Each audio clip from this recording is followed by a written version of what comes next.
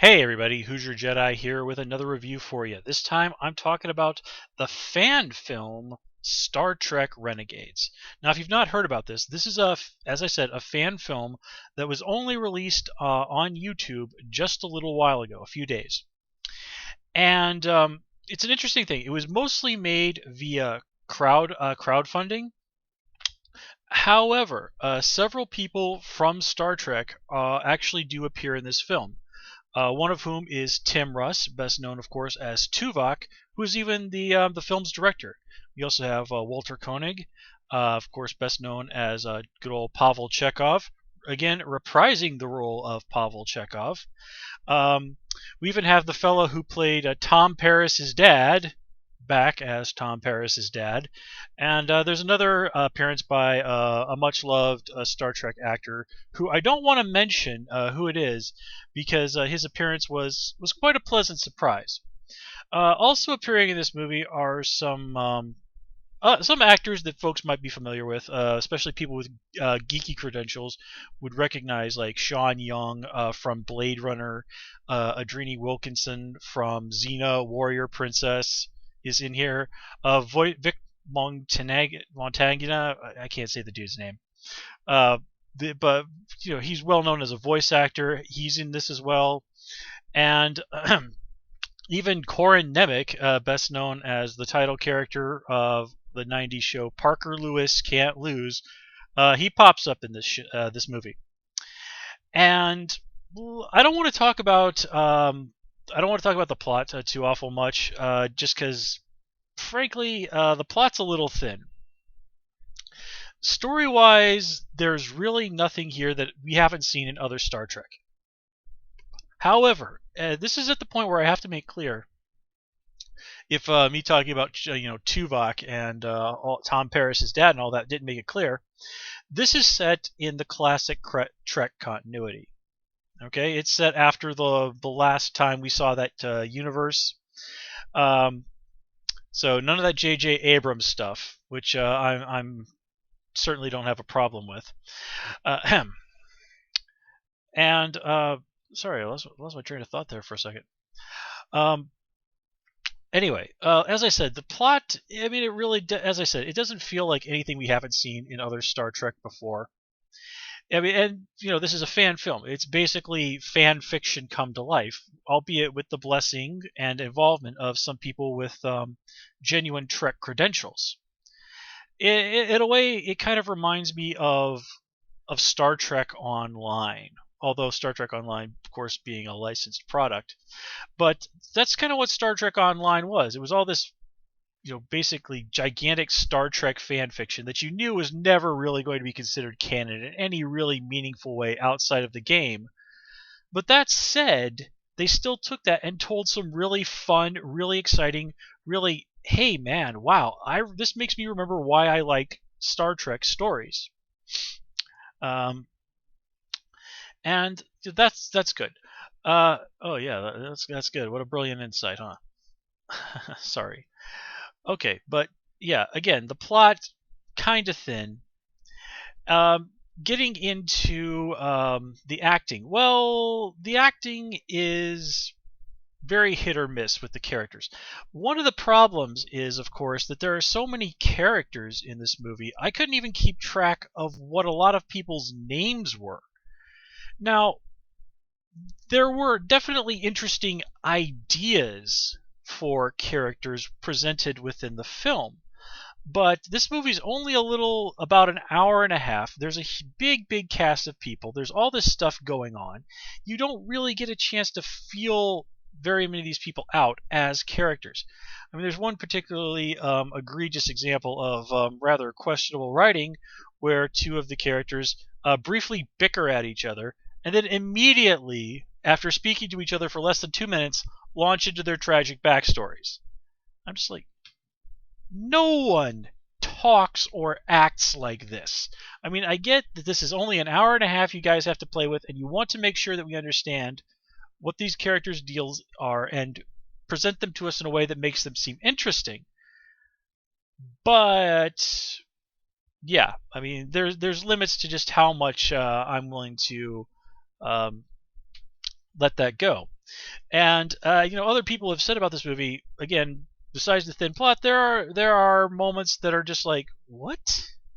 I mean, there are things where, like, in this movie, like, wait, why did this guy do this? Was he being mind controlled? Did he do this of his own free will? I'm not sure what's happening here.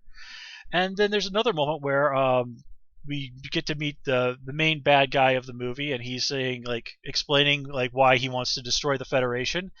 And his reasoning is basically thus. And I suppose this is a minor spoiler, but seriously, guys, just bear with me here. His deal is basically 300 years ago, the Federation attacked my planet. And the main captain, she says, hey, wait a second, the Federation didn't exist 300 years ago. Do you think I don't know the history of my own world? Shut up!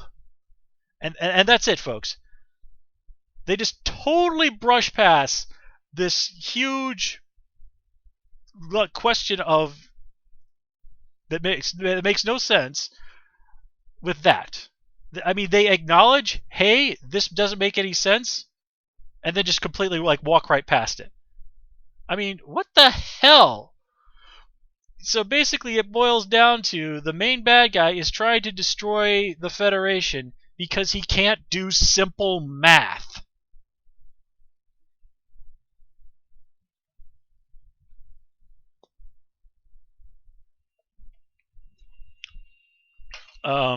Yeah. So there is that. But getting back to the acting side. Now, there are, as I said, there are some moments where the acting really does vary. I would probably have to say that Sean Young is really the standout in this show, along with Walter Koenig and Tim Russ, of course, and the other Trek veteran who appears. No slight to Tom Paris's dad. He just didn't seem to be a big enough character for me to have a huge opinion about him.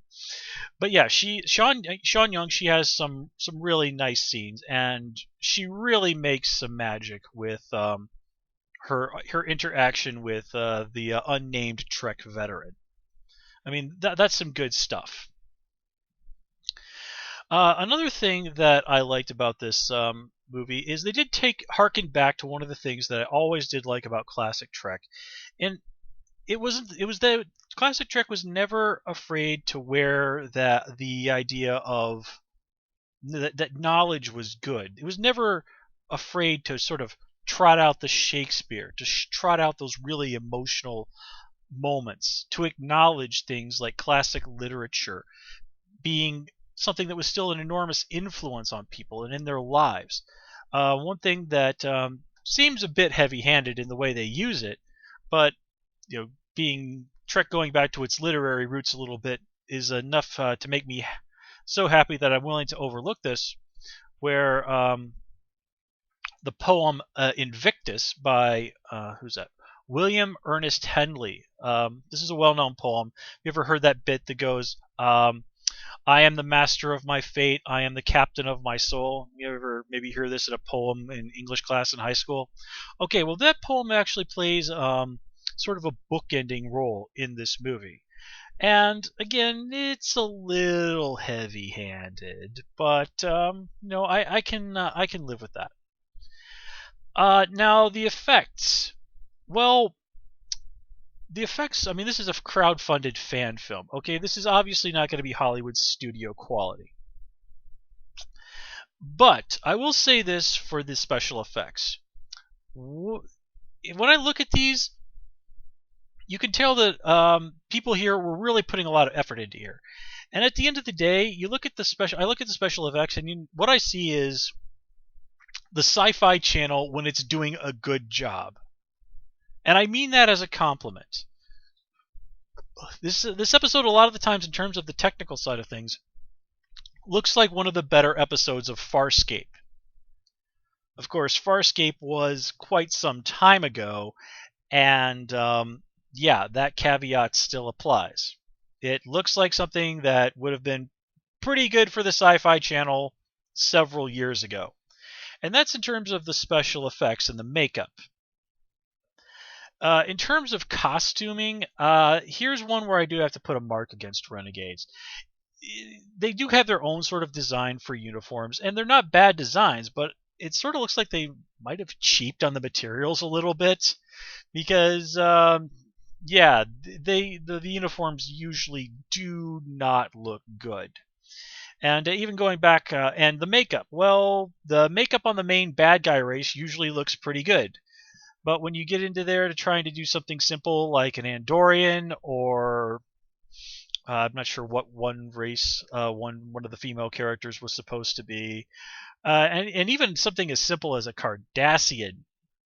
Well, okay, I guess maybe Cardassian. Simple isn't as probably the easiest word, best word for Cardassians. I'm sure the makeup and required to do that well is probably a fairly complicated procedure. But yeah, the Cardassian guy, his makeup, and that's incidentally who Vic Montagna plays, or however the hell you say his name. Not doesn't exactly make you feel like you're watching an episode of Deep Space Nine. Let's put it like that. And yeah, but to kind of go back briefly, and I know I'm a little bouncing around a little bit here. There were some other things in here that I definitely did like. There's some very nice callbacks to classic Trek beyond the appearances by the actors from the show. They do take some ideas from previous episodes to sort of use those and run with them to sort of at least give us a jumping off point with some of the new characters. You even get to see a nice little nod to Deep Space Nine. Never turn your back on a Breen. And let's see, what was that other thing that I? Oh yes, there's even a nice little nod to the passing of Leonard Nimoy in the movie. So, at the end of the day, Star Trek Renegades, is it something that's worth watching? Well, if for you Star Trek is the J.J. Abrams stuff, then I would have to say absolutely not. If you're like me and classic Trek, and I don't mean like the original stuff from the 60s, I mean everything that is not J.J. Abrams, the previous universe, shall we say, the original Star Trek universe, then I'd say, yeah, Star Trek Renegades definitely has some flaws. But it is, at the end of the day, a work of tremendous love. Whatever the flaws in the script or the costumes or the makeup and even occasionally the acting, the love of Star Trek and Star Trek when it was good, when it was at its best, when it was saying something about who we were as a people, that's here. That love is so clearly here. And sadly, that's one of the things that I think is really missing from the J.J. Abrams stuff. It really there just feels like generic science fiction action stuff with a Star Trek coat of paint. And honestly, if you give me the choice between more J.J. Abrams and more stuff by the people who made Renegades, then I'll take the stuff made by the people who made Renegades. J.J. Abrams can have the flashy stuff. The heart and soul of what made Star Trek something that will always have a special place in my heart, beyond the flaws of this film, is at the core of Star Trek Renegades. And as a Trek fan, I don't really think that I could ask for much more than that. So with that, guys, I'm going to call it here. As always, please comment, rate, and subscribe. And of course, you can follow me on Twitter at Hoosier Jedi. Until next time, take care and have a good one.